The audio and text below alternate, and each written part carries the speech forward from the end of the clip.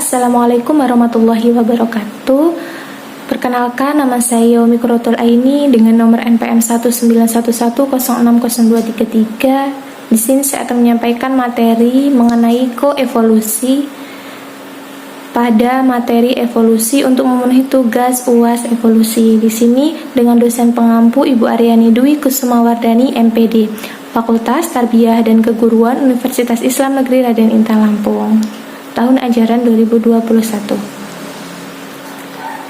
Materi pertama tentang pengertian koevolusi. Dalam biologi, koevolusi adalah perubahan objek biologis yang dipicu oleh perubahan objek yang berkerabat. Nah, koevolusi dapat berlangsung pada banyak tingkat biologis. Bisa jadi semi mikroskopis, sifat-sifat berkovariasi antar spesies berbeda dalam satu lingkungan. Materi selanjutnya tentang model. Satu model evolusi adalah hipotesis Lake-Van Valen yang menyatakan bahwa untuk suatu sistem evolusi dituntut perkembangan berkelanjutan semata-mata untuk menjaga fitnessnya terhadap sistem-sistem yang ikut berkoevolusi. Mempertegas peran penting konflik seksual, Terry Lott menjelaskan peran interaksi-interaksi antagonis dalam evolusi memunculkan suatu konsep koevolusi antagonis. Strategi percabangan koevolusi untuk dinamika populasi aseksual di lingkungan yang sumber dayanya terbatas telah dimodelkan dengan menggunakan persamaan Lotka-Volterra yang diperjelas. Materi selanjutnya tentang contoh spesifik. Yang pertama ada hummingbird dan bunga Ornithophilus. Nah, hummingbird dan bunga Ornithophilus atau diserbuk burung telah berevolusi menghasilkan hubungan mutualisme. Bunga mempunyai nektar yang cocok sebagai makanan buruan. Warnanya cocok bagi pandangan burung dan bentuk mereka itu cocok dengan paruh burung. Waktu berbunga juga ternyata bersamaan dengan breeding season burung hummingbird.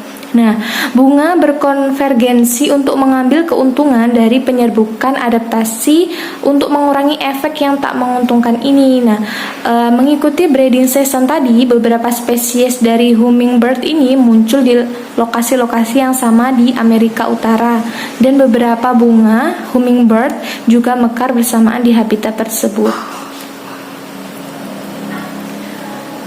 Bunga-bunga tersebut tampaknya telah berkonvergensi membentuk warna dan morfologi yang sama. Perbedaan panjang dan lekukan dari tabung-tabung mahkota dapat mempengaruhi evensiasi ekstrasi pada spesies hummingbird dalam hubungannya dengan perbedaan morfologi paruh. Nah, syarat penting untuk menarik perhatian burung adalah kemencolokan yang mencerminkan sifat-sifat penglihatan bangsa burung dan sifat-sifat habitat. Burung memiliki sensitivitas spektrum terbaik dan kemampuan diskriminasi warna tertinggi pada ujung merah dan spektrum visual, sehingga warna merah tampak sangat mencolok bagi burung. Contoh selanjutnya, anggrek angrecoid dan ngengat Afrika. Nah, anggrek angrecoid dan ngengat Afrika berevolusi sebab ngengat itu tergantung pada burung untuk memperoleh nektar dan bunga tergantung pada ngengat untuk menyebarkan polen untuk bereproduksi. Nah, koevolusi telah menghasilkan bunga yang dalam ngengat dengan proboscis panjang. Contoh selanjutnya ada swallowtail dan fringate rue dunia lama. Nah, contoh koevolusi antagonistik adalah ulat atau larva swallowtail dunia lama atau disebut juga dengan Papiliomachan. Nah, yang hidup di tanaman fringate rue atau Ruta calepensis. Ruta itu menghasilkan minyak eterik yang menolak serangga pemakan tanaman. Ulat swallowtail dunia lama mengembangkan resistensi terhadap zat beracun sehingga mengurangi kompetensi dengan serangga pemakan tanaman lainnya. Contoh selanjutnya ular garter dan kadal salamander berkulit kasar. Kadal salamander berkulit kasar atau rock skinned white Tricha granulosa, dan ular garter atau Tamphohis sirtalis. Kadal ini menghasilkan neurotoksin kuat yang berkonsentrasi di kulitnya. Ular garter telah berevolusi sehingga resisten terhadap toksin melalui serangkaian mutasi genetik dan memangsa kadal tersebut. Hubungan hewan-hewan tersebut menghasilkan suatu perlombaan senjata evolusi yang menaikkan kadar toksin pada kadal hingga ke tingkat ekstrim.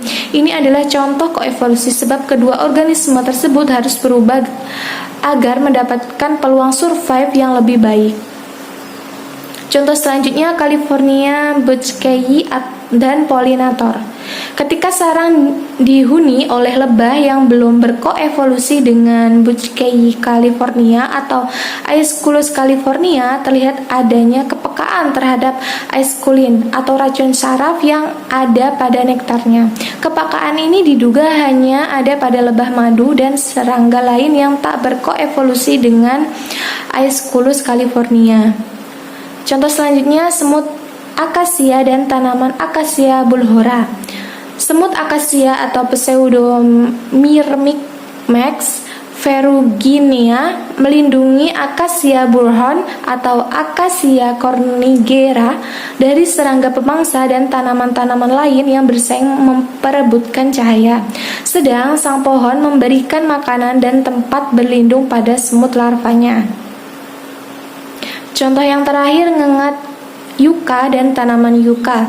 Dalam hubungan simbiosis mutualisme ini, tanaman yucca atau Yucca whippley dipolinasi secara eksklusif oleh Tegaticula maculata, satu spesies ngengat yucca yang pada gilirannya akan mengandalkan tanaman yucca untuk survive.